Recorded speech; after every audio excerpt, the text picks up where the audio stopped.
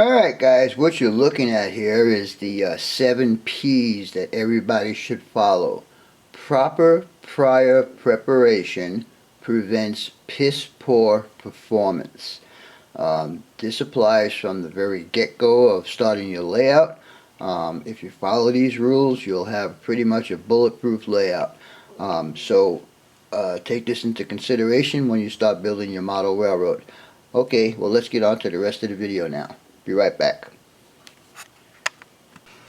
Alright guys, let's get started on this little project that I have going on for you guys that are beginners and are using Flex Track. What I'm using here is Microengineering Code 55 N-Scale track. It's for N-Scale, the Code 55 is a bit more prototypical than the Code 80. That's why I'm using this. Anyhow, I did some preliminary stuff. I cut my rails because I want a staggered joint, and as you can see, when I put these together, they'd be okay. And the reason for the staggered joint is so when you begin to curve it, it won't give you any kind of a kink right there. Anyhow, what you're going to need for this, you're going to need a knife. Oops. You're going to need a pair of these Xuron rail cutters. If you don't have these, you can use a regular pair of side cutters.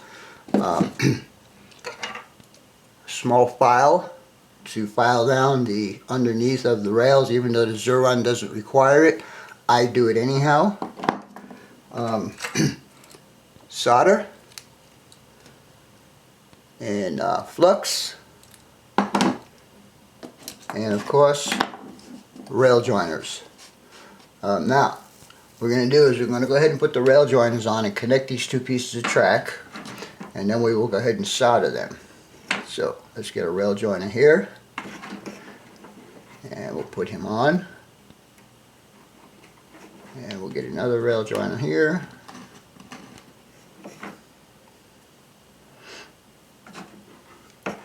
and we'll put him on here. Actually, that's a used joiner. I don't want that. If you can, try and use new stuff, guys. It makes connections a lot better. Anyhow, we got him on there. And we'll go ahead and slip these guys together.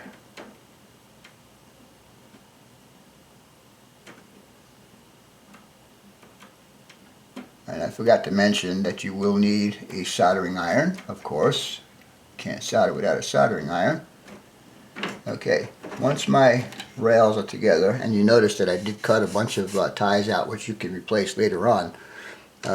What I'm going to do next is, if I can find my tool, I will just go ahead and use this, is we'll push the rail joiner on this side a little bit more.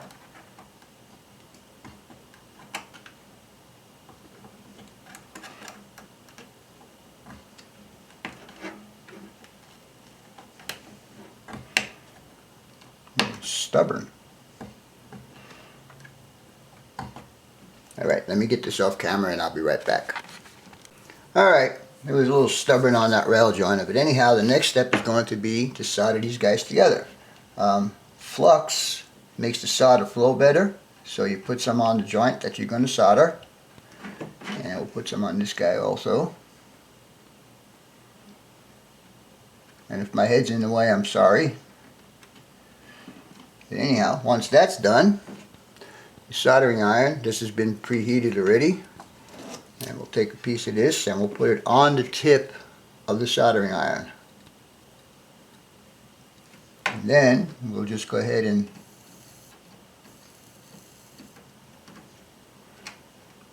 do some soldering. And once you get this soldered and you have a nice clean joint, when you're done with it, you'll need to clean the flux off of there. Anyhow, let's do some on this side.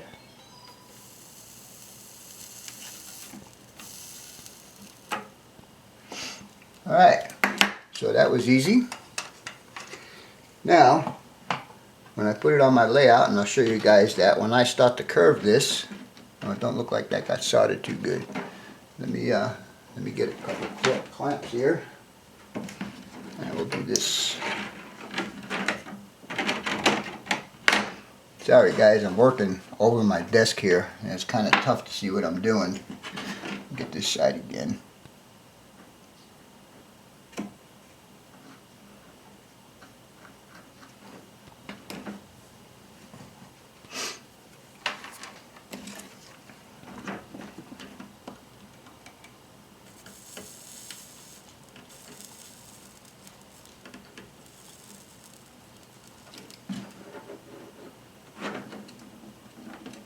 Alright, I think we got it that time. Try not to keep too much heat on there because you will distort the ties. Anyhow, that looks like we have 2 good solder joints on there. Alright, so the next thing I'm going to do is I'm going to show you when we start curving this puppy. Anyhow, stay tuned and we'll be right back. Alright guys, here is the piece of track that I just soldered together, and this is the section of my layout that it's going to be going on. So what I'm going to start doing is I'm going to start bending this around.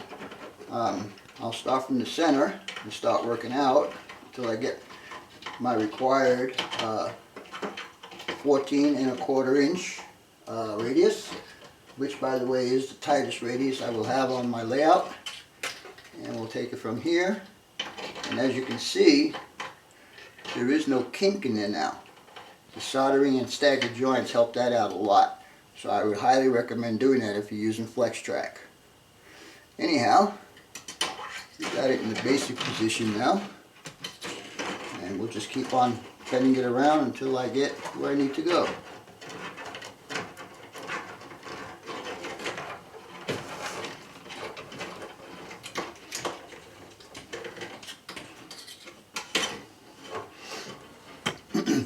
Anyhow, I'll continue this, and once I get it all bent around, I'll do a hand hold on the camera and I'll show you what we did. So stand by and we'll be right back.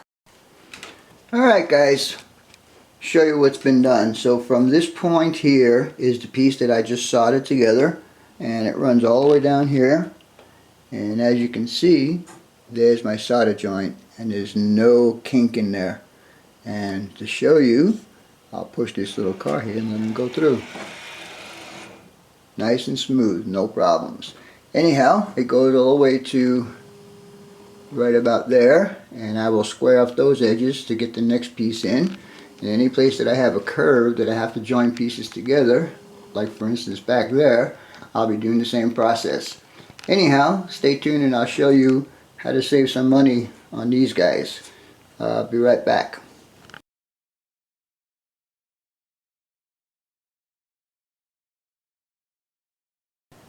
Alright guys, I mentioned in the last clip that I was going to show you guys how to make these terminal joiners.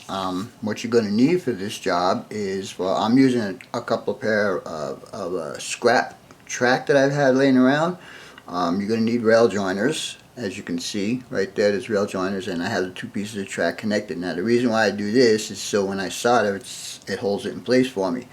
I will turn it upside down, and that's the way it'll stay until I'm ready. Next thing I'm going to do is I'm going to take my wire strippers, and I'm going to strip off a little bit of the wire here, as you can see right there. And I am using 24 gauge blue, oops that was white, I'm not colorblind, and blue and white are my colors. Anyhow, I make my feeder wires between 6 and 10 inches long, just so they can reach my bus line, and we strip that one off. Now I've got my iron preheating. I don't know if it's hot enough yet, but let me turn this off and I'll get back to you as soon as my iron is hot enough. Be right back. Alright guys, my iron is hot enough to start working on this. So what we're going to do is we're going to take this wire, and it's stranded wire. I like using stranded wire versus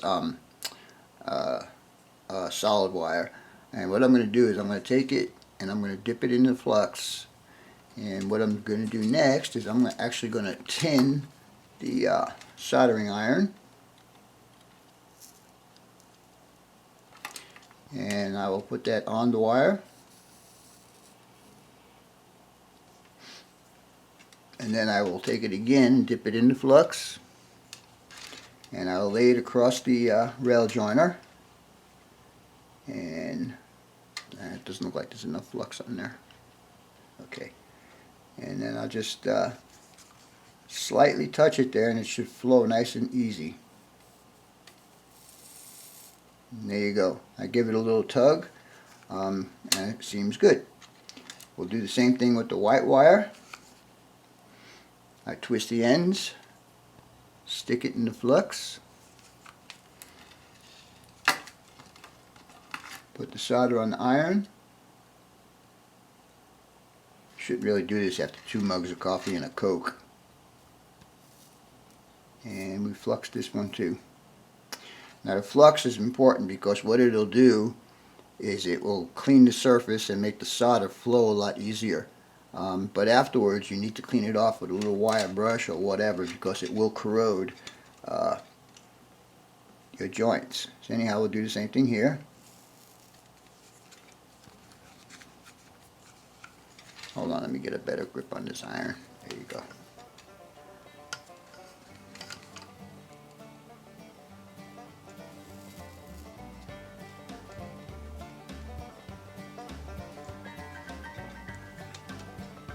And there you go.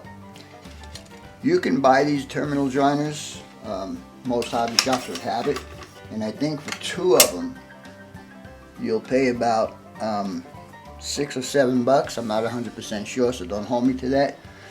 For the same amount of money, you could buy a package of rail joiners, and you get, I think, 24 rail joiners, so you can make 12 pair of these for the same $7. Anyhow, just some fuel for your thought. I will cut these little excess pieces off of here, and when I mount this on my layout, I drill a hole in the center of the rails and send the wires between the rails, and when it's ballasted you totally won't see it. Anyhow, thanks for watching, and we'll talk to you later. Bye.